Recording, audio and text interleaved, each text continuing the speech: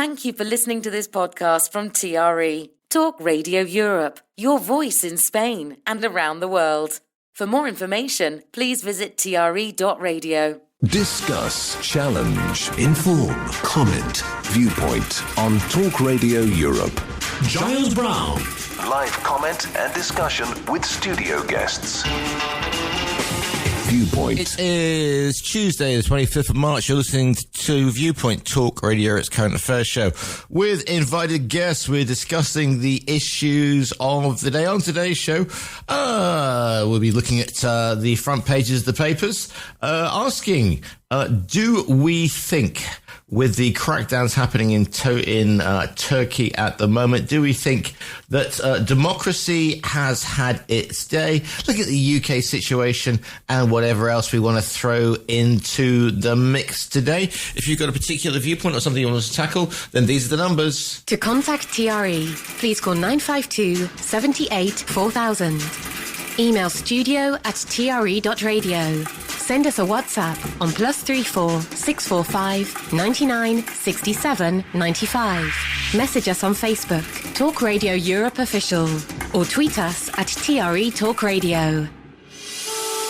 But first off, let's have a look at the front pages of the papers. What's making the headlines this morning? The Times says the Governor of the Bank of England has dealt a blow to Labour's hopes of economic growth. The paper reports that Andrew Bailey used a lecture at Leicester University to warn about the strong headwinds of US tariffs and an aging population. But the Times also says he struck an optimistic note about the potential of artificial intelligence to transform Britain's economic prospects.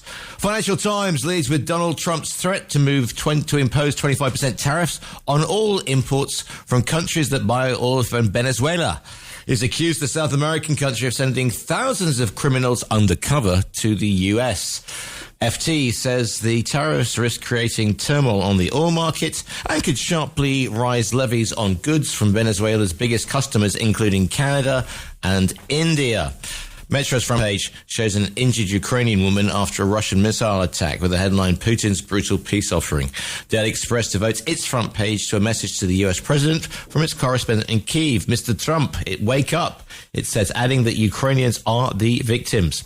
Main story for The Guardian is a warning from police that domestic abusers are driving a growing number of victims to suicide. The latest official report reveals that such deaths have outnumbered cases of people killed by their partners for the second year in a row.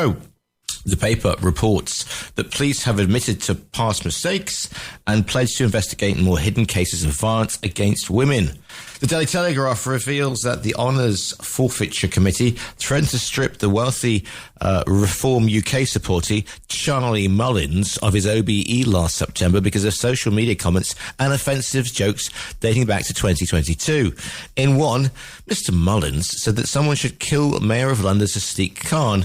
The businessman's lawyers promised that he would undertake diversity training, and he has now been told he can keep the OBE. Mr. Mullins tells the Telegraph he's the victim of a politically motivated attack. The government has not responded. Finally, the Times highlights research suggesting that using a cheap microphone in video conferencing can cost you desirability, hireability, and credibility. That's an awful lot of abilities. The study at Yale University found that when a recording is of higher quality, listeners tend to judge the speaker as a higher quality too. By contrast, contributors on a tinny microphone are less compelling. Yeah, all right. Everybody start laughing about the quality of my microphone. Right then, the headlines then. Metro, Putin's brutal peace offering. The Express, Mr. Trump, wake up. Ukrainians are the victims. The Times, Bank adds to growing pains for Chancellor. The Eye, future of state pension triple lock questioned by Labour MPs. The Daily Mail, Labour to block bid to ban solar panels made by slaves. So Malik Miliband can put them on schools and hospitals, and they're having a crack at Rachel Reeves as well, more freebies. Guardian, domestic abusers driving more victims to suicide, warn police. And there's also a picture of Gérard Depardieu on the front. He is in court on several sexual assault charges. The Daily Telegraph, a picture of Charlie Mullins on the front page. Threat to take reform donors OBE ignites free speech row. Financial Times, Trump threatens countries that buy Venezuelan oil with a 25% import tariff. The Mirror, exclusive, arena bomb legacy. This victory is for my Martin. This is the mother of Fegan Murray. This is the mother of her name is Fegan Murray. She is the mother of Martin, who was killed in the 2017 bombing. She hailed the bill passed in the House of Commons as a victory for her son. It's due to become law, anti-terror laws to make venues safer. The son has accused the Duchess of Sussex of exploiting her children on putting them on a social media picture, promoting her online clothes shop. Meghan Markle's promotional efforts have been described as tacky and desperate by one expert quoted in the paper. Tacky and desperate is not a word that I would use to the other woman on the front page of The Sun, who is Ava Longoria, who turns 50 and has been celebrating it in Marbella. Yes, indeed, Ava. Anyway, and finally, the Daily Star. The Daily Star goes with TV presenter Alan Titchmarsh, his criticism of a fictional garden in the TV game show Grantchester. According to the paper, Titch's wisteria hysteria involved him accusing the ITV drama of driving me nuts, with the appearance of blooming flowers outside the vicar's cottage, accusing it of looking awful and fake. So there you go. Slug-hating North Korean enemy of the state, believe it or not, Alan Titchmarsh hits out at TV crime show, and here we go. Titch's wisteria hysteria. And those, for better or worse, or slug-hating North Korean idols are your headlines on this Tuesday, the 25th of March. To contact TRE, please call 952 78 4000. Email studio@tre.radio. Send us a WhatsApp on +34 645 99 67 95. Message us on Facebook, Talk Radio Europe Official, or tweet us at TRE Talk Radio.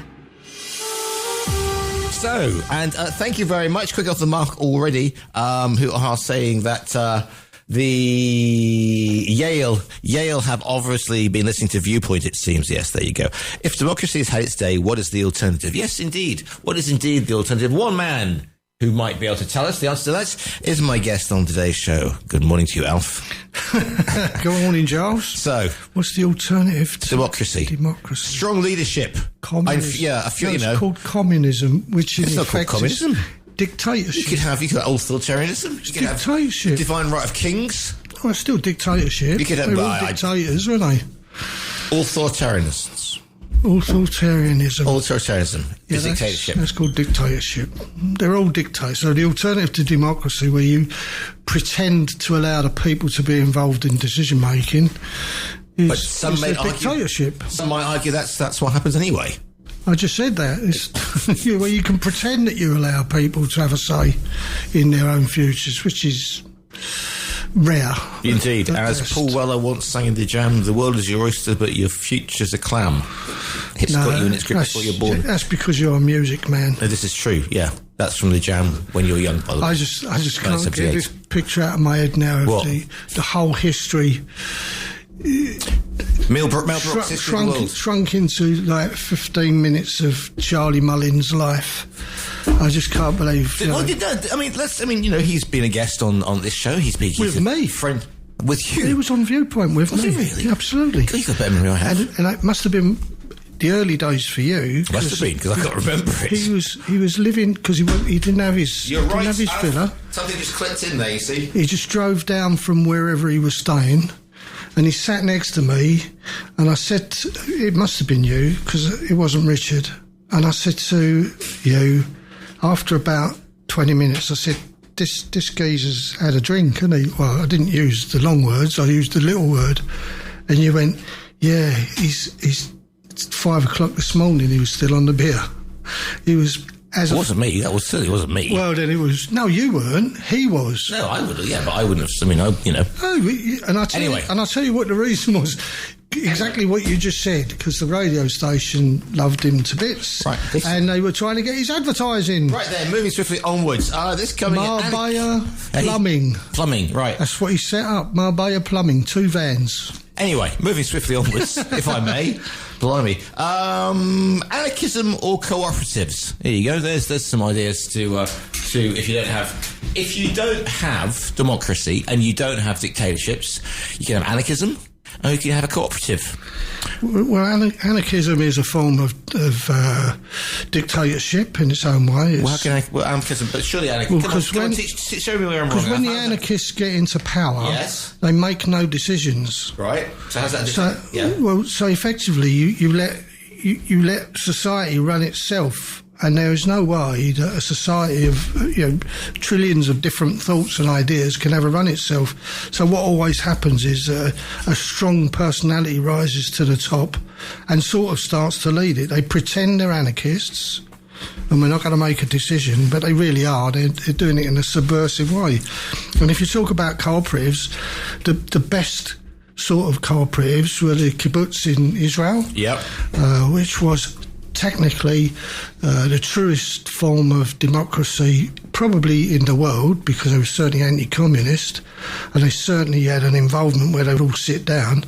But still, from all of that, human nature always shows you that somebody always rises above others and ends up being a leader. So there's these days, modern days, you have the leader of the kibbutz. The gentleman much as it's democratic. The gentleman who owned a huge slice of land on which my old place used to be the cathedral. He was an anarchist in the 70s, and he with his mates had squats, and they were in Docklands, right? Burrell's Wharf, etc. Before it was Docklands. Yeah, right. But you see, he was the handyman. He was the guy who needed to fix stuff. Right. So whilst everybody else was going about, Maoist and the whole bit, and take it to the man and the whole situation and free love and whatever, he was making sure the plumbing worked and the lights were thin because he knew how to do that. And leading the way, presumably. He said to me, Giles, and he's a brilliant guy. He's in his 70s, taekwondo expert, lives in Stockholm, multi-millionaire, 30-year-old Swedish life living out. And he said to me, two things. He said, one of these, it was all very well as free love and whatever, but at the end of the day, he said, I suddenly realised that I wasn't getting anywhere with this sort of thing. So he then took that skill set and he built Burrell's Wharf, and the rest of, they say, is history. And he also said to me, because I was living there off grid on the seat on the lake, and he said, I'd love to swap, I'd love to have your life, and it's like, I will swap you. Trust me on this one. Just give me keys, yes, and I'm off to Stockholm. So there you go. Freedom of the road is one thing. Freedom of life is something different. 9527884. Oh, the Tower of Brewer on a Tuesday. Absolutely. Morning. Already we've got comments coming in. Morning, Gary. Liz has come in already to say, the Baroness of Brighton, good morning to you. She says, hi, baby. Hi, Giles. Just learnt last night that the USA is an importer of Venezuelan oil. How does that work in retaliation to his latest tariffs? Indeed. Meanwhile, other points coming in. You had the Poundland Rod Stewart on Viewpoint. Anarchists and cooperatives. Mullins was introduced to the show.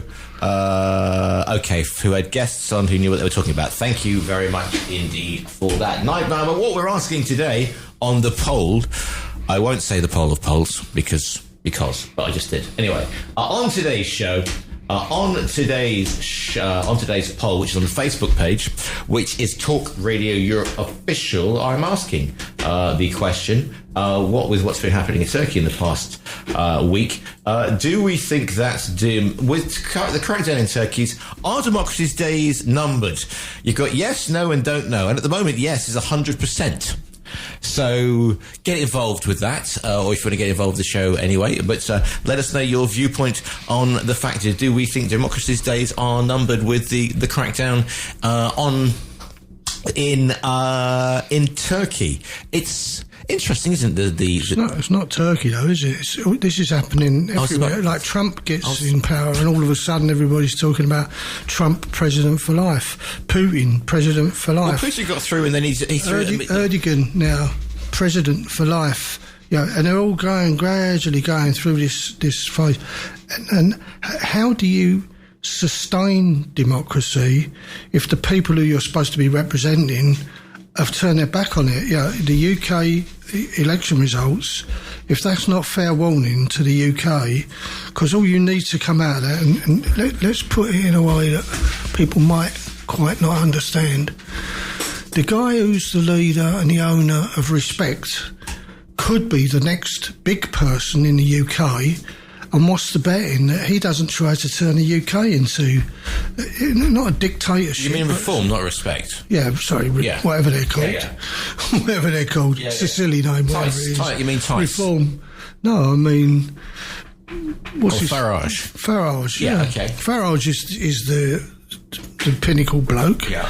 And it's called Where Is He Heading? So he got fed up with the fact that all these people who were in a political party could tell him what to do. So he bought the party, as they say. It's, now it's what's on the tin is what you get.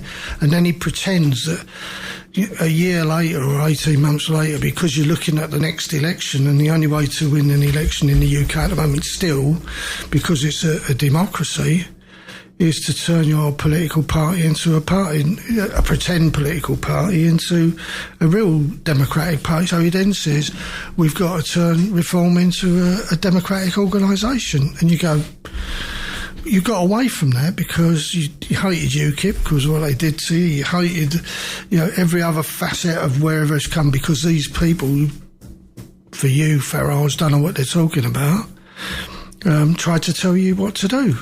So Farage wants to lead the way. He's no more and no less a dictator than the next person in that organisation. The thing with these authoritarianist leaders is the fact that, Erdogan got in 20 years ago in Turkey as former mayor of Istanbul. I think he was a teacher before he was... Oh, no. Anyway. Too long ago. But he's been there for a very long time. Yeah. He was very much pro-women's right, when Ataturk set up Turkey in 1910, whatever it is, it was very much through the Industrial Revolution. They were multi-faith culture, votes for women before the UK, everything like that. And then we've seen, as the hold on power goes on, they become more despotic, and they go back and they cling to the things that they were against. So he is starting to, Erdogan's shut down all schools that aren't Islamic. He is... That's because the voting population now there's more Muslims than there are Christians. So it's not only that, it's the fact it's swayed. And they're the people, no different to the UK. If the Jewish population really got involved in elections in the UK, they would create the real leadership in the country. But lots of Jews, certainly Chinese in the UK, very rarely, and I'm talking about traditional Chinese, very rarely involve themselves in politics. They keep themselves to themselves. We were having this conversation last week about the fact that Ron was saying the fact that there were the number of people who don't get involved with the voting process and then complain or are shocked when a candidate gets in who they think is more extreme. But surely, Alf, after your experience of the political world, you know that if the people who will turn out on a wet Wednesday and vote are the people who are absolutely committed to voting, and rather than the naysayers and I'm not quite sure, and it'll be fine, and man, I'll get it. You can't, right? It's always generalisation when it comes to elections, but the facts are. People, I said this before on the radio, and somebody tries to challenge it. You can go to whatever it's called, Salisbury House, Shaftesbury House, whatever it's called, right. Somerset House, and you can get all the voting records, and you just look at. There's two things you can look at. One is the number of people who don't vote, and then you can look at the date that they entered the electoral register. Because they're still going to be on the electoral register even if they don't vote, because it's the law in the UK. Yes, there's going to be some that ain't on there because they're avoiding and whatever. But in the main, you just go there and you go, people under the age of 35, what percentage of those vote compared to people over the age of 35? And every election, that age gets higher. So the next election, it will be maybe under 40s. This huge number of under 40s won't vote. It's not because they can't be bothered to go and vote. It's because they've been switched off from politics that, in the main, they don't see either involves them or does them any benefit. And then what you end up with is the government that you don't want. I'm not saying, anything about the current Labour government, but you don't end up with a Labour government with, Christ knows, massive majority on the back of a party that polled 1% less than it did when they lost the election. Because that's the reality. 1% people voted less for Labour than they did at the last general election, and they get this massive great... And you go, oh, I wonder why that is. Well, it's because the Tories weren't trusted, so huge numbers of people didn't vote. We had reform coming along, taking away, the extremities of the Tories. You've still got, the Lib Dems will always be popping around on the edge, taking votes for those people who just say, I don't like Labour and I don't like the Tories. Yeah. And forgetting the SNP for a moment, they're important in Scotland but not in England. And let's face it, England is what elects the Parliament. And you just wonder how people are being driven away from all of that. Well, they're driven away because what is there in it for them? I get involved in politics and I end up... I never thought, when I was growing up, we had help for the poor. Nowadays, you've got a food bank. It's just like getting the replacement for London pubs, a pub on every corner. You've got a food bank on every corner. Free. We have to talk in the UK, in England, about giving free school meals, irrespective of whether you can afford it or not, free school meals. Now, this latest, because they've got to make the cutbacks, there's now talk that they're not going to give free school dinners, not the breakfast. They're starting the breakfast clubs, they'll deal with that. But free school dinners are now going to could be, they're saying it's not true, but somebody somewhere put it on the table, some civil service body put it on the table for discussion. You're now going to have free school dinners will be means tested. As if they've never been means tested. Well, this is nonsense. This is the thing that Marcus Thatcher was going on about sort of 5 years ago, wasn't it? Though this is the whole point. And, free. I mean, for many people, for many children, it's the only meal they get. Exactly, that can be the only meal they get. And we know the information is out there that if you don't eat, if you don't give your children nutrition, that's when you get a rise of it. And I was talking to, I was interviewing somebody at the end of last week about people who are being labelled as having special needs, ADHD, disability, obesity, high blood pressure, diabetes, all these sort of things.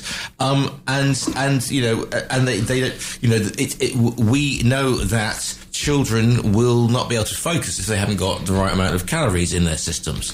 And they don't concentrate, and they don't learn, and they don't improve, and the country doesn't improve, and we don't create people who have got mental intelligence to be, to go on to become doctors and surgeons and bloody scientists and, whatever, engineers, senior engineers, You gradually destroy the country that you're in.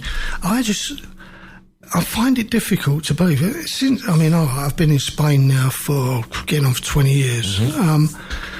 But you go back and it's like, well, I never ever thought I would be looking at England saying we can't afford to feed the kids. There's more children in child poverty than there's ever been. We can't afford this, we can't afford that. We can't deal with the asylum seekers properly. How many millions was it? 3 million people who are out of work and can't work and whatever. Yeah. And you just go, the whole system, whether Labour can change it, and they certainly can't change it in one parliament, even if the Tories had carried on in power, even if they had have made all their so-called promised changes, it would never have happened. The country needs another whole, more than 10 years probably, certainly two parliamentary terms, full parliamentary terms, not just, 2 lots of 3-year terms and things like that, where the Tories were bouncing about after Cameron and Theresa May again, and Boris Johnson, and you just go, it's Rishi Sunak, and you go, 7 prime ministers in 14 years or whatever it was, or 6 prime ministers in 14. That never used to happen, did it? I mean, Thatcher was in there for a lifetime. Even Major afterwards, although he lost an election, was still there for a long time. Well, he was there till 97. He lost in 97. Yeah, he was there till 97. That's what I said. He was there from 1990. When so he was there for 7 years. 1990 Thatcher went, didn't she? 1990, 1991. Yeah. Yeah. So therefore. The Major came in and won the 92 general election for the Tories. Yeah. But and you don't see that now. It's every 10 minutes there's a change. They're slagging off what's happening now. And unfortunately, the Labour Party had a good platform to start on. We've got a 22 million black hole, and the Tories say that's a load of lies, and the OBR says this and the OBR says that, and the OBR have now said that they never said that. Office for Budget Responsibility. But there's 3 or 4 other of these quangos that sit there and pontificate about what others have done, who are all saying similar things. It's not good. And you just go, so when are they going to create the quango that says, how long is it going to take the UK to dig itself out of the mess that it put itself in? And I'm not just blaming 14 years of the Tories, because it started before then. Yeah. It started at the end of Blair, before Brown took over. They should never, ever have gone from Blair to Brown as a sovereign handover with no election. But that was part of the deal. That was the part of the deal in the restaurant in Islington. It may have been part of their deal, but I was part of the Labour Party that was saying at the time, we shouldn't have a leader who's not been elected by the country. That's party members. The problem is that when you have a system, you're never beating the individual, you're never beating the argument. How do you beat the system? And the system is the hardest part to ever crack or beat. Any government from the inside out. That's your mantra. Don't be outside the greenhouse if you want to change the system. You have to be inside the greenhouse throwing stones rather than outside trying to break shatterproof windows. So if you're not on the inside, so I never ever left the Labour Party, even though I disagreed with lots of the things they were doing. And at the end of the day, it's like you're supporting an organisation, and we all do the same. I agree with this organisation for 80% of what they do, and I disagree with it for 20%. What Passoe did, what Sanchez did, and I've said it when Andreas has been on the show, what he did in order to retain power was wrong. But you're still going to have them. If you're a socialist in Spain, you're still going to have them. You're still going to have Passoe more than you're going to have the PP. And even the population, again, the latest polling isn't showing some massive swing to PP. It's showing a massive swing away from left-wing parties. The forecast is that Passoe would lose five seats. The new opinion poll suggests Party Popular would win more seats than all the others put together. Yeah. But Passoe would only lose about 5 seats. This is the complication. It's the other left-wing bodies who would lose seats, and also a little bit is the decline of Vox. What the PP don't want is to have to form a government in conjunction with Vox.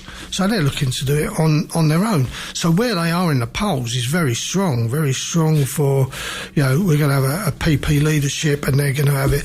But they only have about a 3-seat majority or 4-seat majority. I don't know how the Spanish Parliament works. If it was a 3-seat majority in the Houses of Parliament, effectively you've got a hung government, you'd never make a decision. 952 78 4000 is the phone number. Going to the poll to be running through the show. Do we think democracy is under threat? 80% now say yes, 10% say no, and 10% don't know. To the WhatsApp and etc. that we go.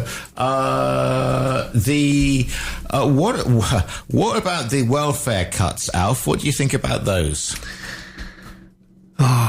Okay, that's no thanks for that. Well, it's extremely, because it becomes so emotional, because it's all based on the people you know who are the ones usually who are genuinely ill, genuinely struggle, genuinely.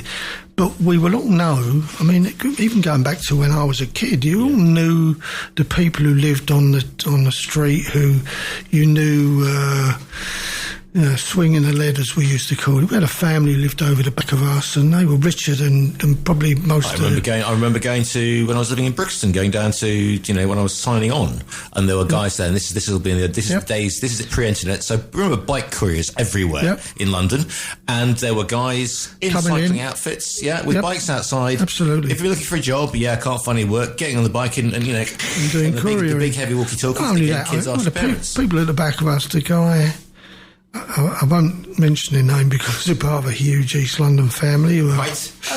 Morning. But he couldn't read and write. His wife used to do all the correspondence, but they'd be down to the housing office. They had an house like I lived in, three bedroom townhouse. But they then put up, like farmyard gates across the front drive, and they had a field in Upminster where they kept their horses and stables. And every day he would go out in his open back van collecting scrap. Yeah. So he was a scrap man, and he had more money than we would ever than God had. On gyro days, the saying goes. Oh, yeah, but because he couldn't read and write, he got every benefit going, and you go, but they didn't deserve the benefits. But 2 doors along, the family that really struggled, had to go on bended knees to get some sort of benefit, never as much as what they, because they didn't know how to work the system. Exactly, that's the thing. Well, how to game the system. That's the thing. Yeah. And we are, you're going to see. We saw this enough, and it turns every time you open up the Express, it was going about for farmers losing, being forced out of their land because of this the £1 million thing on the Heritage Act. Then there's always somebody who's the winter fuel allowance, and what we had here with winter fuel allowance, and people will get. Because, again, I used to get it. I used to get it. Exactly. Here. But there's this perception of anybody who lives in southern Spain, or in Spain in particular, is having another gin and tonic whilst, polishing their Ferrari and deciding whether to take the yacht out for the day. Well, that's only on every other day. Yeah, but exactly. Then you take the Aston Martin out. But it's that perception. It's that perception, and we make generalisations, right? So and people believe it. People believe it. So absolutely. That whole situation. They don't know the harsh realities. Whoever it was who sent a message in about America using Venezuelan oil. Yeah, and you have to question it. It's a bit like, America uses British steel, but it's specialised steel. They don't make the steel that they buy from the UK in America. Do we send them aluminum? They can't even say that. You can have it if you can pronounce it. How's that? Go on, just quickly. The big thing on the news about that as well is that Spain have the highest imports of oil is from Venezuela. Of course it is, because huge. Repsol's massive in then you also go, it's because they're Spanish speakers as well. They're part of Spanish heritage. It's Repsol, and it's what would you expect, Trump? That you're gonna. This is like Trump's got Venezuela in his crosshairs. Well, it's because after the 300 after Mexico. Well, but Canada, but Greenland. I mean, Mexico's a little bit more difficult for him, I think, to have a proper crack at because of the relations they've had. But with Venezuela, because it was Chavez for decades, and it's another dictatorship. It's another absolutely. It is much easier to round up a bunch of Venezuelans, 200 something, and send them to a prison in El Salvador. Run by another right-wing dictator this time round, and there was a mother the other day on the news who her son was a barber who'd gone to the States, and because he's got tattoos, they've just gone, you've got tattoos, you're Venezuelan. It would be bad enough to be sent back to Venezuela, to end up in this 40,000 other convicts in this high security prison. If that's not an abuse of human rights, I don't know what is, Alf. Because Trump says things, and then afterwards people have to either correct him or he has to correct him. So he goes after Canada and says it's because you let all the drugs in, the what do we call it, drugs? You'd flood our country with all the drugs, so we're going to take all these things again. And you go, really? That's not true. Never was true. Never has been true. and Canada's got massive restrictions. The fentanyl smuggling gangs of Canada. And you go, so he's got to then stop having a go at Canada. He's already done enough damage to them, so he's got to turn away from them. I'm not sure what the ex-Bank of England Mark Carney geezer is going to do to upset the USA, other than tell them to naff off. And the best bloke... Is that an official economic policy? Yeah. Naff off? Naff off. Oh, right, fair enough. Well, no, it's not actually, is it? Because Denmark, the guy from Denmark... I'm going to take a break, because I haven't taken an ad break yet, and then we'll be back after this. Viewpoint with Giles Brown. And thanks to St. James Global clients for supporting St. James Global for supporting this programme. Joined in the studio by Alf Brewer. If you want to get your viewpoint across, these are the numbers. To contact TRE, please call 952 78 4000. Email studio@tre.radio. Send us a WhatsApp on +34 645 99 67 95. Message us on Facebook, Talk Radio Europe Official, or tweet us at TRE Talk Radio. And some of the viewpoints coming in on the WhatsApp, which is +34 645 99 67 95. It's not the people who don't vote have no right to complain. So who cares what they think? It's not the government's role surely to feed a child when it is the only meal they get. We have failed towards a country that has a population that expects handouts, hence the burden of benefits, and the UK failing to return to pre-pandemic wages and benefit claims. Spain doesn't get its all from Venezuela, not even in the top 5.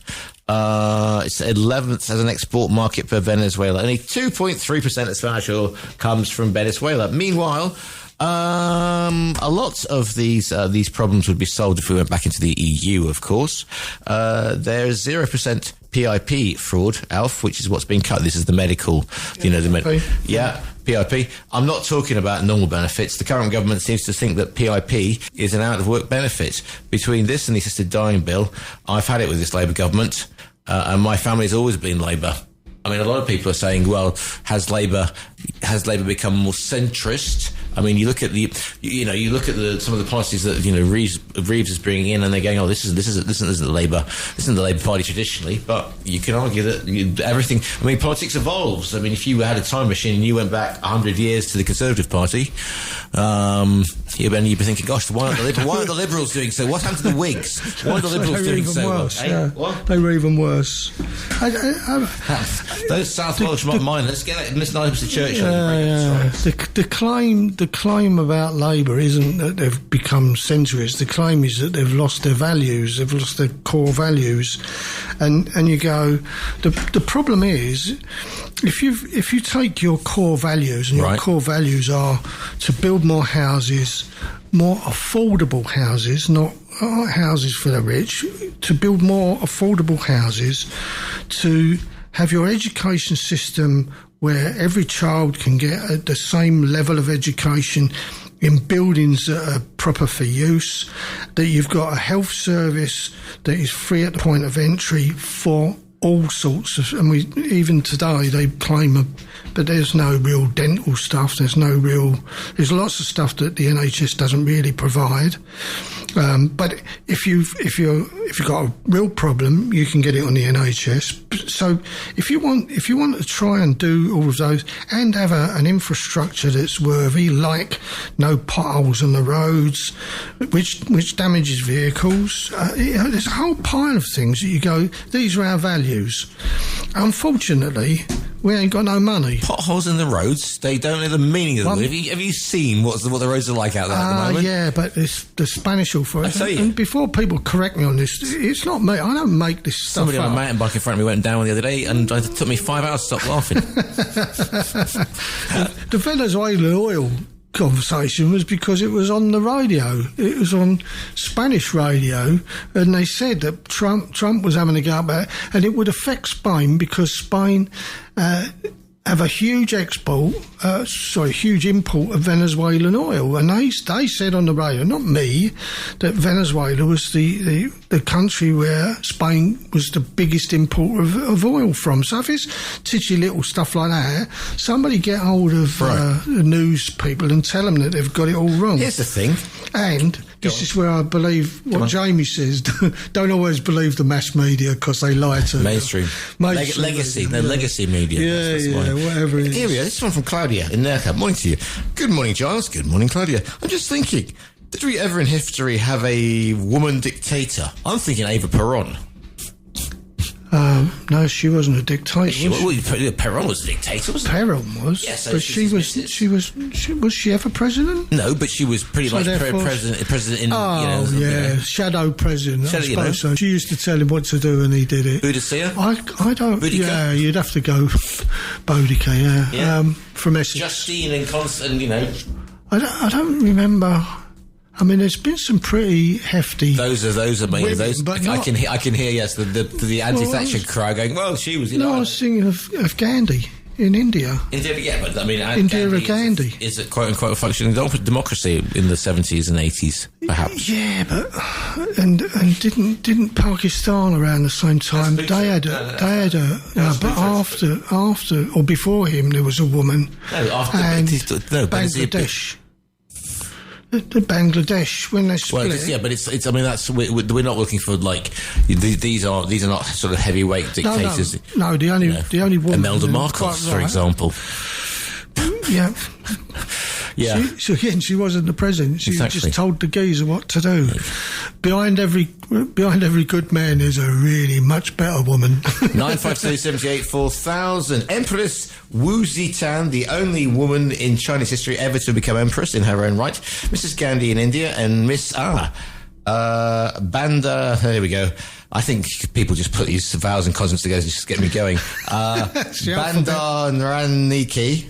Apologies to all my Sri Lankan listeners. Both came to power in elections but stayed on as dictators. UK has plenty of money. It claims to be the sixth richest nation on the planet. Yes, indeed. 952784000 for your thoughts on that. Or anything else? Any other viewpoints that you wish to get across? Alf? Sorry, I was going to say, because people make these things, we haven't got back to the days on the jobs issue and people are being unemployed. We haven't got back to the volume and the numbers pre-pandemic. And the reality is, we had food banks before the pandemic. Yeah, of course we did. We had poverty, child poverty, massive in the UK, child poverty before the pandemic. The pandemic just made everything worse. Child poverty has been with us full stop. It's just one of the things. For a long time. Well, I don't know. See, when I was a kid, I remember when we had school dinners, and they said, "Well, we're not going to embarrass free milk, etc." Which we all had free milk. I know. We used to have them little triangular things. That was great during playtime. Well, we used to have milk fights, give away all this free milk, and we used to fight with them in the playground. But the reality was, I remember them going, "Oh, we're not going to embarrass people who can't afford to pay for school dinners. So what we do is we'll give them a little brown envelope." It was almost like the envelopes that the nuns used to drop round your house to put money in for the Roman Catholic Church. Nuns used to come round my place, I'll tell you that much. Well, no, but being from a part, as soon as you had RC anywhere near your name, the nuns were round your house, whether you wanted them or not. You got them. But they used to give you a little envelope. You made it sound like it was the craze. The nuns were around your house. If you saw coming out the little brown envelopes going. If you saw the fear in my nan's eyes when the nuns come to the house, to the door, it was like you'd never do it. And my mum come from a Church of England family, but my dad's side were all sort of partly Irish, whatever they were, Roman Catholic, and we moved from Clerkenwell, which is now Islington, to Manor Park, to the country, and within a week the nuns were at the door. Within a week they're there with their little envelope. But nevertheless, in schools, there's a Monty Python sketch, isn't there? There was about nuns, obviously, you know. but the one thing they'd said, I'll never forget it, we're not going to embarrass people who can't afford to pay for their school dinners, but what we'll do for them is we'll give everybody a little, and they used to give every kid had a little brown envelope. On a Monday morning, you'd all come in and you'd give you a little brown envelope to the teacher at the front of the class, except for those who went home for school, for home dinners, who lived near. But everybody, and you go, and you couldn't tell the little weenie brown, you couldn't tell the one that had nothing in it from the one that had 2 and 6, half a crown piece in it, which was like miles heavier, and mainly the kids threw them at the teacher.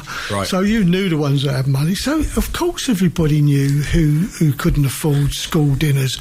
But to be honest, I mean, perhaps it's because it's where I came from, we didn't care. It wasn't a big issue for most of us. It wasn't something that, I mean, I don't know if the kid, I didn't have free school meals, so I didn't know if there was an embarrassment level for the kids that did, but we never took any notice of it. We all stood up in the same line. We all ate the same food, and if you lived too far away anyway, because I lived 3 miles from the school, you had to have a school dinner. It wasn't 952 78 4000 the phone number. I've just remembered I've got to put another break in. Just a second. Viewpoint with Giles Brown. Always live, always lively. If you want to get involved with Viewpoint, these are the numbers. To contact TRE, please call 952 78 4000. Email studio@tre.radio. Send us a WhatsApp on +34 645 99 67 95. Message us on Facebook, Talk Radio Europe Official, or tweet us at TRE Talk Radio. Let's just check on what the poll is saying. I'm asking today, with the recent events in Turkey, do we think that democracy's days are numbered? 84% say our democracy is under threat, 8% say no, and 8% don't know. So whatever. Whatever was for the Generation Z's or the Generation Z's. Okay, so don't care. It's no, whatever. What's the Wi-Fi code? 952 78 4000. The phone number, studio@tre.radio, is the email. Just looking at some more comments coming in this morning. Also, every other nation, the European nation, has returned to pre-pandemic wages and benefits. Using the pandemic as an excuse has kind of worn thin. That's one of the comments. It's to sort of get that kind of salve, isn't it? Oh well, because of it's the war in Ukraine, or it's something else like that. Are people getting? We're into in British politics. It goes in those circles, doesn't it? In those ever decreasing, ever widening circles, because at the moment it's a 22 million black hole. Whatever he said, that's because we've got a 22 million black hole to fill. And after the virus had sort of, it never has gone away really, but after it naturally declined, for a year, 18 months, the Tories were all, that's because we had to cope with the after effects of the pandemic. And it gets to a point where the public go, we know that, but why ain't we getting out of it? So, we're at the end, I think, of we've got a 22 million black hole to fill. Whatever this, and they keep, the Tories try to change, we're going to have an emergency budget. No, we're not. Bongos. Indeed, bongos indeed, which means we come to the first half of Viewpoint. National, international news, and then back with more Viewpoints.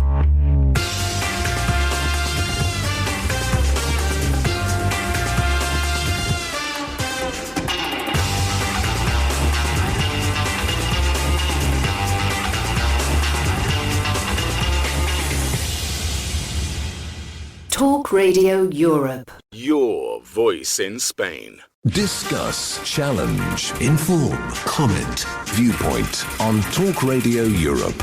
Giles Brown. Live comment and discussion with studio guests. Viewpoint. Welcome back to the second half of Viewpoint with me, Giles Brown, joined in the studio by Alf Brew. Just a quick to let you know that St. James's private clients are pleased to announce their expansion into Spain, specialised in protecting and preserving global wealth with over 40 years' experience in helping clients enjoy their retirement and lifestyle. For expert financial advice for Spanish tax residents and to maximise retirement income, contact St. James Global Private Clients at info@stjamesglobal.com. St. James Global, protecting your assets and growing your wealth. If you want to get involved with today's show, if there's something crossing your radar that you don't think we're covering and you want us to have a look at it, then it can be anything from global news to, I don't know, your views on the Spanish hay fever season that's going to hit us in a minute. These are the numbers. To contact TRE, please call 952 78 4000. Email studio@tre.radio. Send us a WhatsApp on +34 645 99 67 95. Message us on Facebook, Talk Radio Europe Official, or tweet us at TRE Talk Radio. And quick look at your headlines as well. The White House is facing calls for investigation after a journalist is accidentally invited to a group chat. Were plans for set out for military strikes on Yemen. The head of domestic violence policing for England and Wales says forces will bring more manslaughter charges against abusers whose partners take their own lives. The Chancellor's announced what she says is the biggest boost in social and affordable housing in a generation. Ahead of tomorrow's spring statement, Rachel Reeves says thousands of new homes will be built in England. Meanwhile, a group of more than 90 airlines are threatening legal action against Heathrow Airport.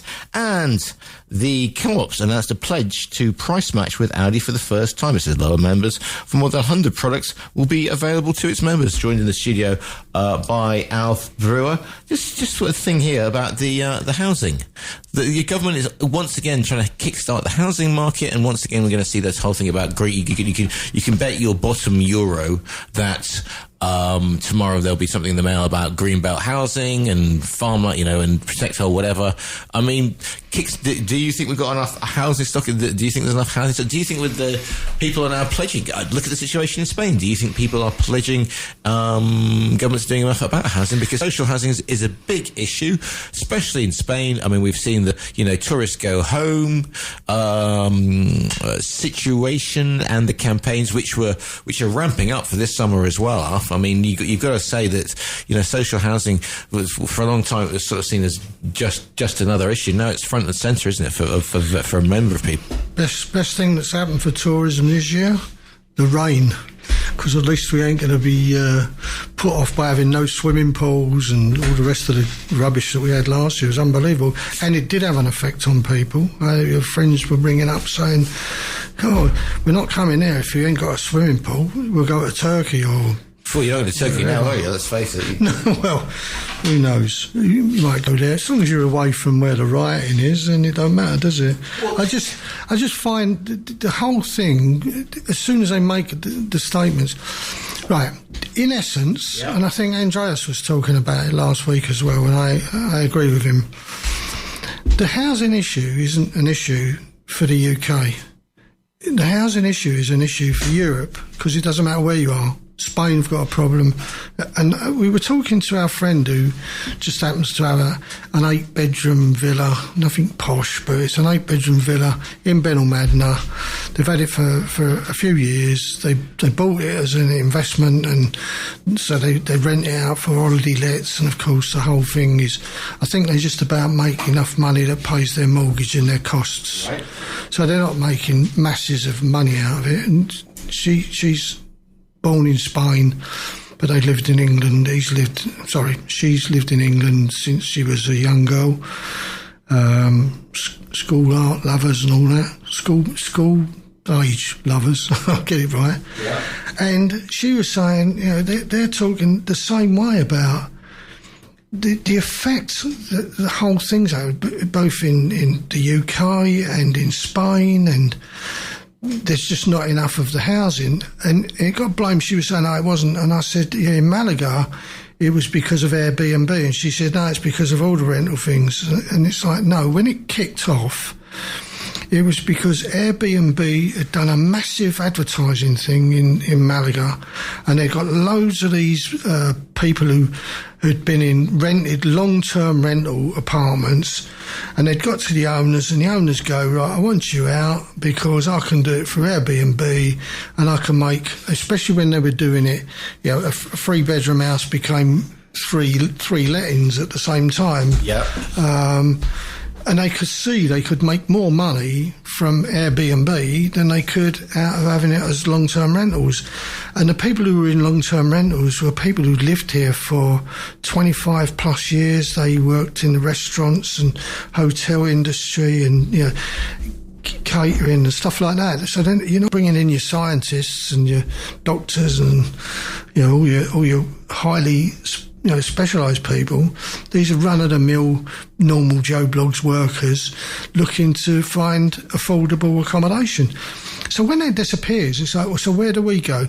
Oh, so now, instead of living in Malaga City, we've now got to move to Benalmádena or Mias or, you know, certainly up, you know, up the coast, La Cala, even as far in as the eastern edge of Marbella. Obviously, they couldn't afford Marbella, but the eastern edge. You know, down to afford Marbella. Huh? I mean, Marbella's got lots of sort of region areas that you used to be able to live in. Oh, absolutely. Miraflores, but then they've got all the costs of travelling, especially when the train stops at Fuengirola and don't go anywhere. Let's not even go there, yeah. No, it doesn't even go there. Exactly, does it? yeah. So you've got all these people that have tried, and the same applies to right across Europe by the sounds of it, and it's because for some reason the investment went out of it. So it's called private investment. It's not national investment.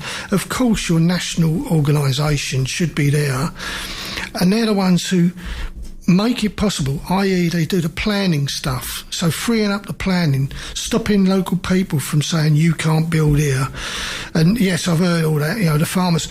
There is more land, as I understand it, there's more land, farming land, been removed from farming to grow trees than there will be or has been for building houses.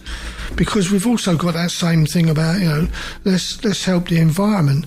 So they're planting something like 1 million trees a year in the UK, and you go, so where do they plant them? They don't plant them down every side street. These are proper trees. They're trees that will come into fruition. They turn into forests. Forests create things and vegetation and whatever. So you're losing loads of land to that. And then someone comes along and says, oh, you can't build those houses here. I remember when it was at Stansted Airport and they decided not to build, I think it was the second runway at Stansted. And at the end of Stansted Airport, on towards the west of the airport, there's a massive, massive tract of land. Because if they'd have had 2 runways, right, you need that open space for the planes to come in and take off. Obviously, yeah. Obvious. Kind of helps with an airport, Alf, doesn't it? Let's face but at Stansted, you see, they were coming in, they were landing from the east. So they were going to turn the airport round so it would become a west facing. Airport. So no, it's already west facing. That's why they land from the east. So the airport faces towards the inside of the UK. So they had this massive, and I mean huge lump of land. Next to it was a forest. My union's training college was there, so we used to go there quite regular. And they said, right, well, this land is now redesignated and we're going to build an housing estate. And the housing estates they're talking about are massive, huge, great big housing estates. And everybody was up in arms. This is Bishop Stortford. Sounds posh, doesn't it? Hello. So that's where Stansted Airport is. The end of the end of Bishop Stortford. Great big. Very good friend of mine was a stewardess, and therefore she used to base herself in Bristol. Yeah. And then they said, "Oh, you can't build there because it's not residential land. It's brownfield." Yeah. Why is it brownfield? You ain't got nothing on there. It's stubble, grass. You know, they don't even let the animals wander around on it. It's just a lump of land that's left there. And it can't be overgrown. They can't grow trees. So every now and again they go in there with the cutters and whatever, cut it all down. And you go, so what was it? What is all that? You're not going to build the second runway. They've already decided they're not going to build the second runway, and it's never going to be built in my lifetime. So you might as well let them build the houses there, and then you redevelop the airport in a different way, if necessary. Remembering at the same time you're going to add to Gatwick, which was the argument, the second runway at Gatwick, and you might do something extra at Luton, not another runway, but in order to take more capacity, and you're going to have the third runway at London Airport. Why do you need a second runway at Stansted? And the answer is no. But they wouldn't let the land, they wouldn't free the land up, because they said it's brownfield, so you have to redesignate it as being residential. And it's called, what a pile of nonsense. Now, if the new planning regulations are going to change that, and someone's going to come in and say, you're not going to have a 25-year, let's investigate what's really going to happen with this land, and someone comes along and says, no, that's building land, we're going to build on it, never mind about your designation that you've called it brownfield or whatever, we'll change it. So they've reinvented this new one. Is it called grey land, I think it's called No now. idea. So there's greenfield, obviously, there's brownfield, which is industrial, and there's residential, and now they've added this other one, which is grey land, I think it's called, which is redesignated either residential but mainly industrial land, so you can build houses on it. And if they're going to do that all over the UK, get rid of all these, I can't tell you, when they knocked all the factory places down in Essex from the old factory industrial estates, they knock the factories down, they sit there, they're just concrete bases in the floor. The problem is, because I was, believe it or not, in a previous life I was the editor of the British Urban Regeneration Association book, and the problem with that is because of the every factory is built in the 30s, 40s, 50s and 60s, of course, asbestos, other than things. So it would take. Once they're knocked down, they're still once they're knocked down, they're concrete. But I used to deal with asbestos all the time. Listen, O2 was built on the biggest asbestos site probably in Britain, and chemicals, that used to be where the cleaning companies had all their chemical places. They had to take about 8 foot of dirt off the top of that before they could even start contemplating putting the foundations in for well, you look at it now, the Greenwich Peninsula. I mean, when I was working there, they was, the leader of Greenwich Council was saying to me, the people in Greenwich won't have to pay council tax if they did it right. They wouldn't have to pay council tax ever again. That's how much money was generated from the Greenwich Peninsula, because it was all polluted land, and because they wanted the O2 and because they wanted all that, they had to depollute it. So if they can do it there, why can't they do it? So I understand what you're saying about the factory sites and there being, but you don't get asbestos in a concrete foundation of a factory that's been knocked down already. 952-1084,000. Greyfield, not grey land. Greyfield land. Yeah, Greyfield land refers to underused or diffused land and disused, land where buildings, often including car parks, rooftops, and empty shopping centres, while brownfield land is previously developed land that is currently unused. UK government approves new Thames crossing project in southeast England. Apparently, that's quite a thing. Here we go. Here's some more. Bits. Another new bridge that won't be built. Good morning to Christine. Good morning to Christine. It says, as I stand, I love the image here, okay? I like people who stand. He's paint a picture for me, yeah? As I stand here in my wellies and wetsuit, steady, it might be a good time to discuss where our esteemed Spanish government is going to find 58 billion to replumb Spain. Pimlico plumbers possibly won't hack it. Marbella plumbers don't. No, just generally. He changed Pimlico what I'm saying plumbers. Is, I mean, where they're going to find 85 billion to replumb Spain. I mean, yes, when it rains. Actually, it wasn't. I mean, you're down that indicator. It wasn't. I mean, obviously, since the horrendous events of October with the Dana hitting Valencia, and the fact that they've done this area of Spain was pretty much, they were cleaning out their, they were making sure that when it did rain, it didn't get too bad. But it just seems that every time you get a bit of rain, we get we've got pennies from heaven, by the way. Pennies from heaven. What was that? When it rains, it always rains. Pennies from heaven. Thank you. Yes, very good indeed. Sorry about that. It's all right. It also only ever rains on the plane. I don't know. I think they were talking about the planes at Malaga Airport. Right. Who's replumb Spain easy? People who pay the bills. Thank you very much for. No. Well, I live on an estate which technically was so La Capellanía was one of the oldest estates built in the early 60s. Might have been late 50s even. Yeah. But it's where all the British who were escaping from the UK, not because they didn't like the weather, but because it was safer to be away from the police in Spain. Right. No extradition treaty then. But nevertheless, next door in the middle of it is where I live, a different estate. But evidently just before I bought my property, and I didn't know this when I was buying, they had no sewage. They had no proper sewage down the whole estate. Yeah. Costa Lager has that as well up on the east end. And also most of the plumbing was with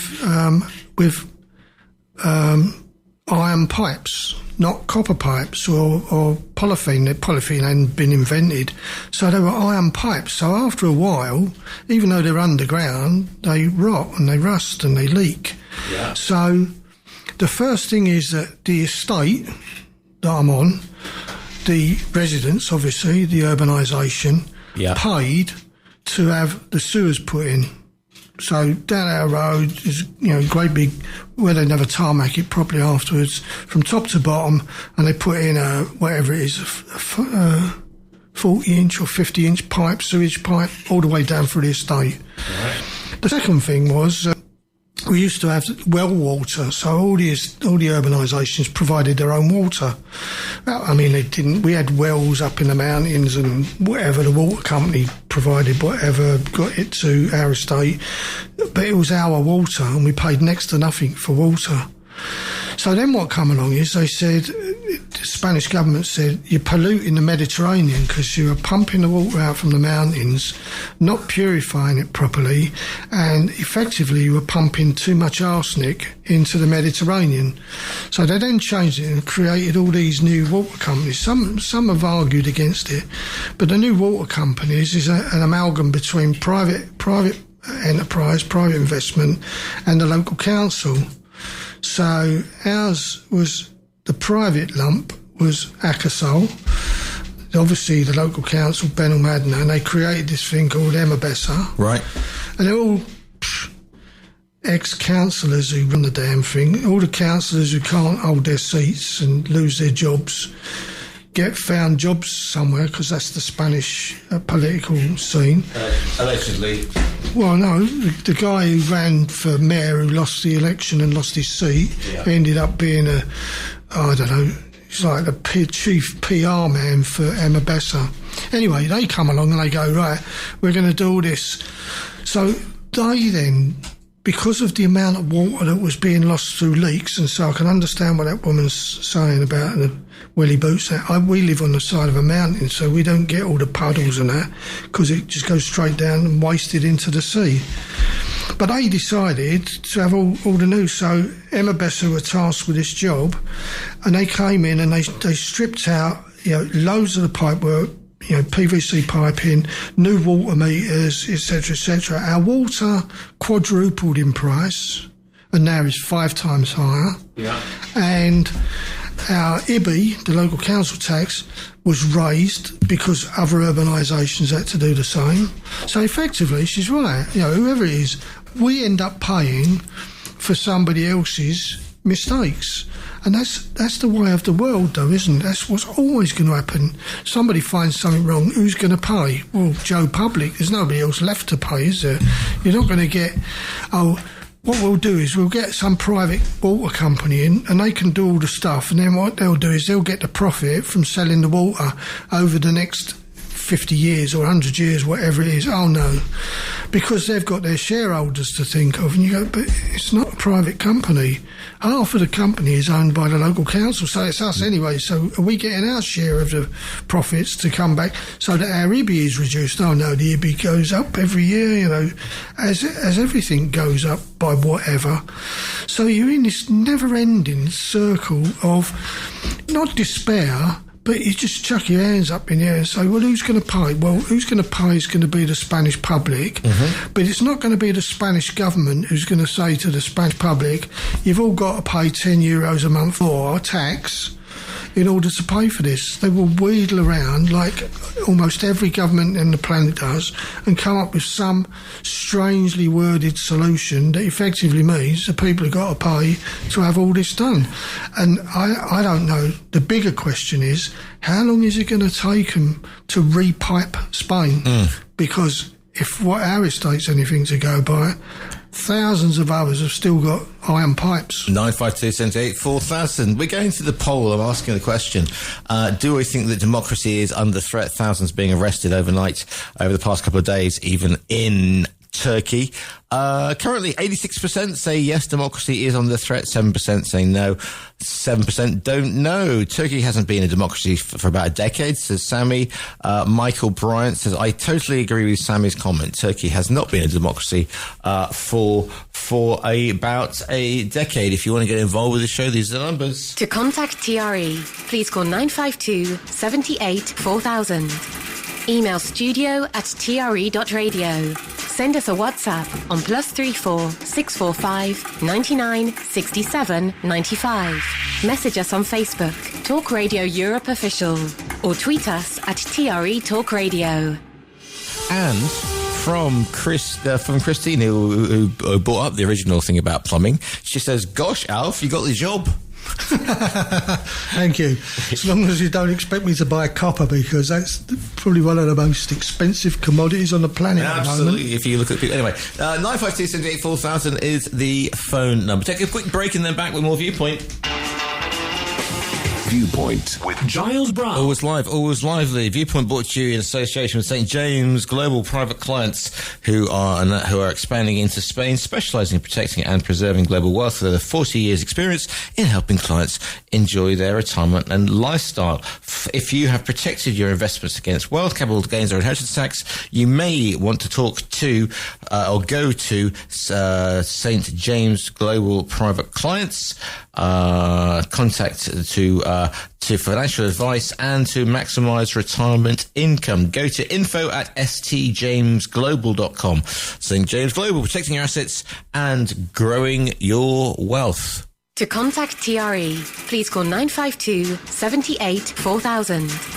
Email studio@tre.radio. Send us a WhatsApp on +34 645 99 67 95. Message us on Facebook, Talk Radio Europe Official, or tweet us at TRE Talk Radio. Yeah, on the poll, Turkey, of course, is democracy under threat? 86% yes, 7% no, 7% don't know.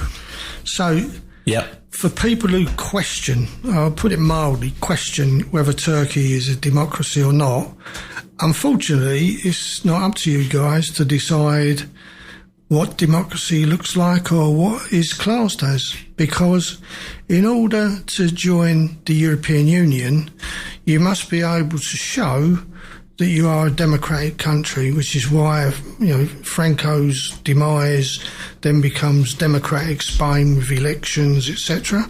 And around it. So in order to join the EU, you must, on first look, be a democracy.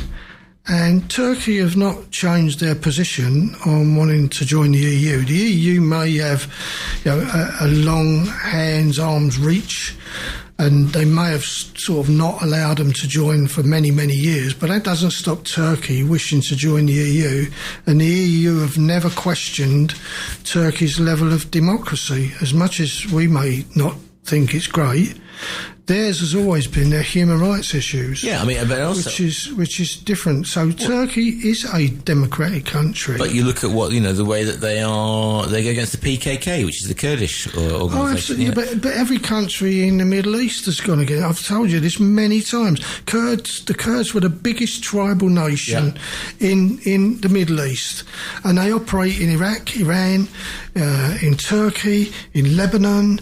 You name almost all of the Middle East countries have some Kurdish intake. The biggest number of people who have been killed in conflict in the Middle East are the Kurds. They're killed by the Turks, they're killed by the Iraqis, they're killed by the Iranians, they're killed by the Lebanese, they're killed by the Syrians. They've been killed over the centuries. They still survive and they still exist. The problem is, after what was it, the First World War, or was it before the First World War, when those European countries got together and they drew the lines on the map, Italy, France, Britain, Germany, Spain. What? Hey, what? They drew the lines. What are we talking about here? Sorry. In Africa, North Africa. Yeah. So they draw a load of... There was no land called Kurdistan. Kurdistan doesn't exist, even though they're the biggest populated tribal nation in the Middle East. They don't have their own land. So now you wonder why, and of course Turkey will hate the PKK because the Kurds. Sorry, I was thinking of let's get back to your sewage. You're plowing, aren't you? Yeah, I was. I mean, obviously, it's going to say they brought us great pies in the Kurds, lemon curd. Yeah. But the Kurds have always been done by people throughout history, and everybody wants them out of the way because they're a threat. Because they're always demanding some rights for themselves. So the Kurds in Turkey wanted an area of Turkey to be their own. Stop laughing. I'm sorry, but it was one slip of the tongue. I know it's one slip of the tongue, but it's just, that's better than Jeremy Hunt. Yeah, but getting back to the... So you can say what you like about the democracy of... You can say what you like about the democracy of Turkey, but in all seriousness, the EU treat them as a democratic organisation. Right, so... you can run it down for what you don't think, but how many other democracies in Europe are there that are questionable? Right, then let's go to some of the WhatsApps coming in.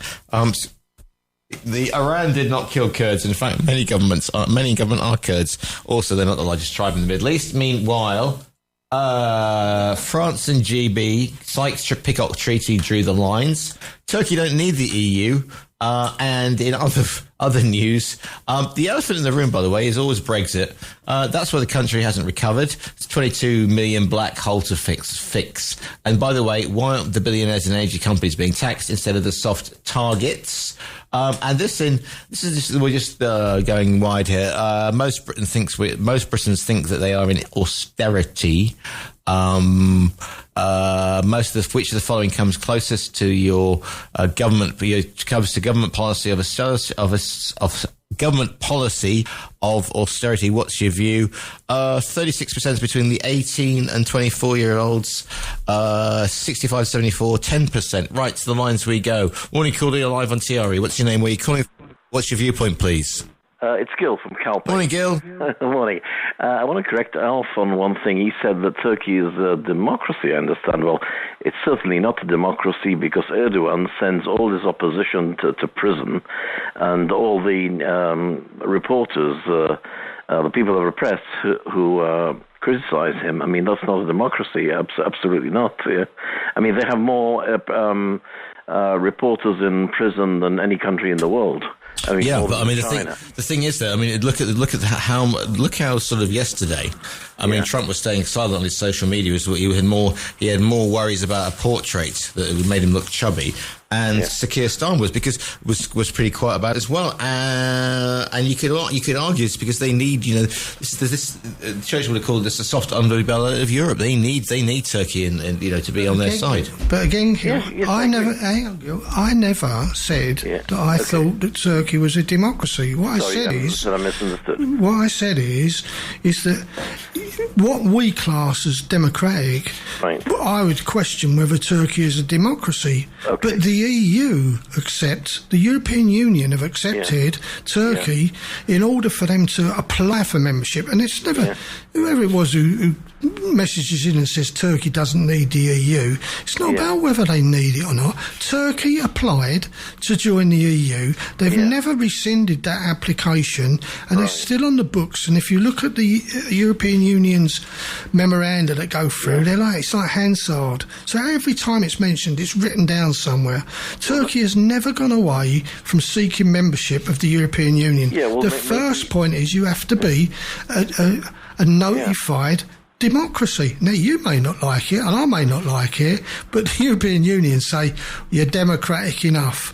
They don't get entry because of their human rights issue, which is what Giles was alluding to with the PKK and many others, and the Kurds. And I don't know who it is who said. I mean, I used to work for the MP. A British Labour Party MP who did massive amounts for the Kurds, and I can assure you the problem is where they're Turkish Kurds, Iranian Kurds, Iraqi Kurds, and Iran never killed Kurds, did they not? You ask what happened with the Kurds during the Iran-Iraq war. The Syrians never killed Kurds. You name it, every country has killed, but they don't class them as one tribe. And before they drew the lines in North Africa, but it was the biggest tribe and still is. Yes, I want to comment there. The Kurdish are a nation, and the reason why they don't have a state of their own is just after you mentioned the fact of World War I and the negotiations afterwards. When the whole world was negotiating in Britain and in France and sending representatives, to draw the Middle East, the Kurds didn't. They didn't send any representative because they were quarreling amongst themselves, which has always been the case. I mean, they could. I mean, at the time when, for instance, the Zionist movement was sending people to the San Remo conference and to Versailles and so on, and trying to lobby every government, but mainly the British and the French who ruled the Middle East, the Kurds did nothing, and that's the reason why they don't have a state till this very day. Yeah. Nevertheless, the Kurds are, by the way, a nation in all definitions, because first they have their own language, which they speak and nobody else does. They have their own geographical area, which is continuous and well-defined, where most of them live and not many other people live, although they don't have a state of their own. And they also have history, because Saladin was a Kurd, and that was 800 years ago, so they've been there a long time, yeah. On the other hand, when you compare that, for instance, to the Palestinians or any other Arab group, the Arabs are not divided into nations. None of them are nations. All of the countries there are artificial countries, created by the colonial powers, mainly Britain and France. In North Africa, you can add Spain and Italy. They're completely artificial countries. I mean, in the Arab world, they have religions, denominations, tribes, ethnicities, but they don't have nations. The one thing the Kurds had, that not many others had, is the MP I worked for, his name was John Austin Walker. He dropped the Walker. His name was John Austin. He was the MP originally for Woolwich. Then it became Woolwich and Eltham when they did the boundary changes.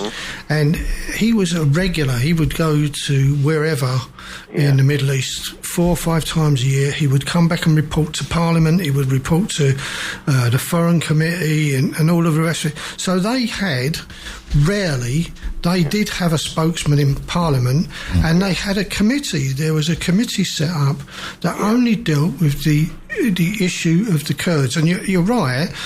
This is what people, unlike you, Gil, you're historic-wise, you know it all, and quite rightly. But they weren't a tribe that were together. They were a nomadic tribes collectively, which is why when they come to after, they couldn't find a leader to speak for them, because there was too many leaders, and they would all fight each other. That's right, yes. So they get ignored. But from a Western civilised perspective, after drawing the lines in Africa and seeing the problems that would occur, you would have thought that somebody, I mean, everybody knows if they'd have done it in one hit, Kurdistan would be the biggest country in North Africa. Massive. No, Kurdistan is in Asia. Well, effectively, yeah. Well, but it's still the Middle East lump, wherever but they're entirely in Asia. Well, they might be, but is Iraq in Asia or is it a Middle East lump? Yeah. Anyway, that's all right. Most of the Middle East is in Asia. Only Egypt is in Africa, and Cyprus is in Europe. Right. Yeah, Thank you. And part of Turkey, small part of Turkey, if you consider it Middle East. Yes, and that's why most of us failed our history things. Yes, indeed. Thanks very much for the call in.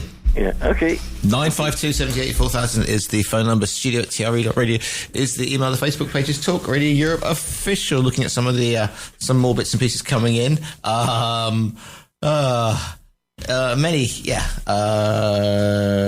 Any kids listen to the show, they won't pass any history exams. All right. Charlie Mullins, the man who sold his business for £145 million in 2021, divested all of his UK assets and directed his investments to Spain and Dubai. The man who said he would leave the UK if Labour won the election, even though the Labour budget didn't affect him. He's still on his Dinah Rod Stewart. Oh, genius. Not Rod Stewart, Dinah Rod Stewart. Love it. Farewell to in the UK. Frequenting certain TV and radio stations, joining Reform UK, and moaning in right-wing papers. Oh, my goodness. Best to talk about a subject you know. Thank you very much. Right, when have the Kurds been in North Africa? Anyway, moving swiftly onwards. Whatever. Let's have a look at the poll, shall we? Why not? Looking at the poll, which says the following things. The poll, I can say the poll of polls then, but that's going to get me in all sorts of trouble. So the poll at the moment stands at, do I think, because of what's been happening in Turkey over the past week or so, and other authoritarian and shenanigans, do we think that democracy is under threat? Yes, 89% think yes, 6% saying no, and 5% don't know. My thanks to Ashley, who sent me in this absolute blinder on the back of the Donald Trump, the person being invited into the group chat. Yeah. So this is supposed to be. This is a supposed group chat. Stag, what's the latest on the weather? This is during the Second World War. The weather looks good for June the 6th. Oh, mark that as D-Day or for Operation Overlord. Got that, everybody? This is Montgomery, confirmed the British. Tedder here, confirmed the air. Lee Mallory saying Ramsey, confirmed for Neptune. Absolutely love it. That's absolute genius. You can see the Second World War generals on Shafe on a Facebook group or on a WhatsApp group. 952-78-4000. Going to take a quick break, and then I'm going to be back to the last 10 minutes of this morning's Viewpoint. Viewpoint on Talk Radio Europe with Giles Brown. And thanks to St. John's Global for the sponsorship of this show. Don't forget they are specialists in protecting and preserving global wealth. For expert financial advice for Spanish tax residents and to maximise retirement income, contact St. James Global Private Clients at info@stjamesglobal.com. St. James Global, protecting your assets and growing your wealth. Thank you to Andrea, who sent me this, and she's listening in France. She said, if you feel insecure at work today, just remember that Trump's Secretary of Defense texted a top secret military info to the press in a group chat. If an army private had accidentally texted the details of a classified military operation to a reporter, let alone transmitted to any classified information to anyone who was unauthorized over an unsecured device, they'd be immediately charged and likely spend time in Leavenworth, which is of course the American military prison. But it's Pete Hegseth, just the Secretary of Defense, so he probably won't be charged. Yeah. Well, probably, have you ever? Yeah. I think that's where you allow. TUC. We allow the privilege of disability functions. So if the guy's disabled, they'd probably let him off. What? The guy's obviously got some mental bloody problem that he sticks it out. If he did, well, we've all said and they had that guy. Was it Hegseth who was on the telly last night? Jody Vance probably. And he said, no, it's saying that Denmark's not a very good ally when 63. He said no military secrets were texted. That's what no texts were sent about the war stuff, and it's like, what? What are you talking about? Unbelievable. Anyway, one of the issues, always when we come to how do you tax, stop taxing the poor and all the rest of it, is setting aside the poor, it's like stop taxing ordinary folk and start hitting the wealthy and the big companies. And of course the problem always when you go to that level is that the people with money have the money and the ability to avoid paying the tax. You know, nobody's going to tell me, as I understand, let's go, not the plumbing man, he's one of, but how many well-known pop stars, you know, they never spend more than, you know, a month in a country and they're off to the next country, and even though they say, you know, Elton John, I live in Australia, so why'd you spend all this time in the UK, in Europe, in America and whatever? Because their accountants will tell them, you know, in order to avoid paying taxes is what you do. So when you say, oh, let's go after the most wealthy, the billionaires, they're the ones who are easier to avoid paying the extra than anybody else who can't escape from the country. Secondly, when you go for the big companies, these big companies are not stupid. You know, the simple example is Amazon. You know, Amazon's go, oh, it's this, that, and the other. We'll move our operation to Southern Ireland, and they do a deal with the government in Southern Ireland, and they don't pay as much tax. And then you go, oh, well, we'll have a new law now that says, you know, whatever money you earn in this country is where you pay your tax. So these big companies then change, you know, whatever they're doing in order to avoid. So the only way the country digs itself out of raising money is to go back to the organisations that can't escape. And the organisations that can't escape will always be poorer than the ones who can escape. So it's natural. What I don't agree with is you attack the most vulnerable in society. So anybody who's got a disability who can't work, we should be looking after them. End of story. 100%. And throughout the centuries, we've been doing this. How many times do you know, going back in history and you go, oh, it's the scroungers. It's always the scrounger who's on the front page of the Sunday People, who's on holiday in Tenerife while he's claiming unemployment benefits.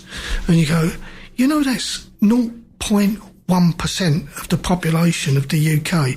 The amount of people who are on benefits originally, I'm talking about when I was at my height of union stuff, so in the late 60s through to the 80s, less than 2% of the population of the UK were scrounging off of benefits.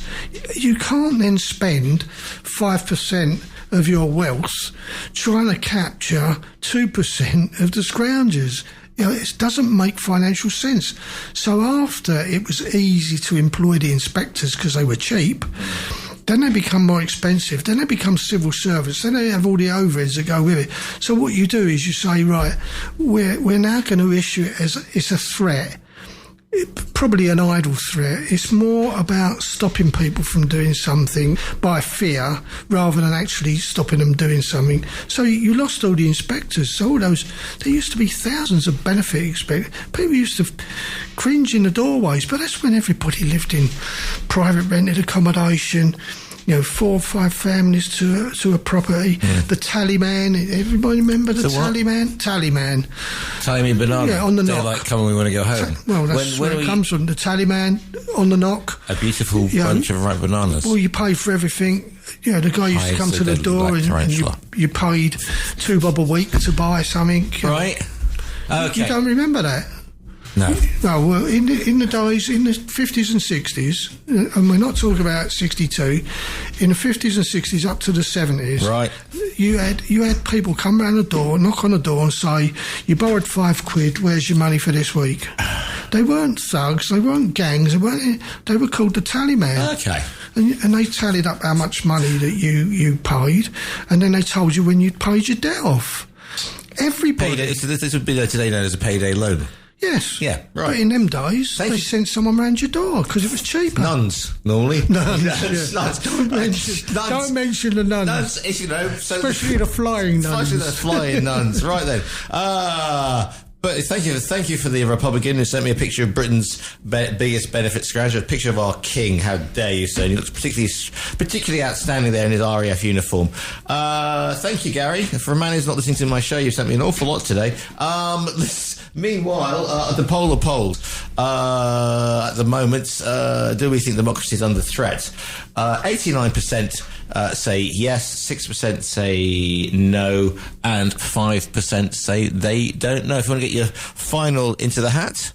To contact TRE, please call 952 78 4000. Email studio@tre.radio. Send us a WhatsApp on +34 645 99 67 95. Message us on Facebook, Talk Radio Europe Official, or tweet us at TRE Talk Radio. 952 78 4000. Everyone's a critic. Right then, looking at some of the other bits and pieces that have been coming in the show. Into the show. 952 78 4000 is the phone number. Just looking at some of the comments coming in at the moment. And just seeing what else is coming up. Gosh, Tesla saw a 40% plunge in sales across Europe last month. Excuse me. Figures show there was a rise in overall new electric... What? Ha ha. Well, I can't imagine. Serves him right. The figure lagged bits. Well, I mean, they sold less than 17,000 across Europe compared to 48,000 during the same month in 2024, raising questions about some of the extent drivers are being put off by boss Elon Musk politics. Because, I mean, the Tesla used to be apparently in the States, it was the Hollywood elites who were driving Teslas because it was good for the planet.